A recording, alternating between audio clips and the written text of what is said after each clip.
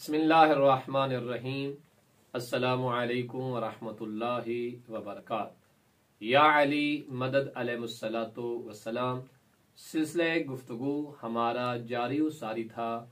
कुरान मजीद फुरकान हमीद ने जिन 15 खवातीन का तज़किरा किया है उनके एतबार से, और आज हम उन 15 खवातीन में से तीसरी खातून का तज़किरा करने चले हैं।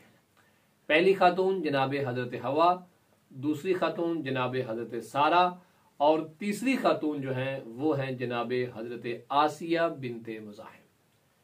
जनाब हजरत आसिया का कुरान ने मुख्तलिफ एतबार से तज़किरा किया है, और 3 एतबार से खुदावंद मुतआल ने जनाब हजरत आसिया की तारीफ बयान की है और उनकी अजमत को उजागर किया है।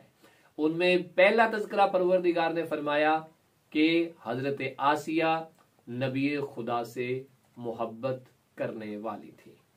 दूसरा तज़किरा बयान करते हुए फरमाया, मिसाल देते हुए कि फिरौन की ज़ौजा आसिया ने हमसे जन्नत में घर बनाने की ख्वाहिश की।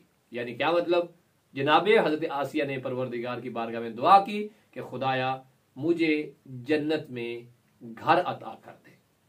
और तीसरा तज़किरा जो कुरान ने किया है जनाब हजरत आसिया के मुतालिक, वो ये है कि परवरदिगार अब फिरौन के अमल से, यानी वो जो उसके बुरे काम थे, उनसे मुझे निजात दे दे।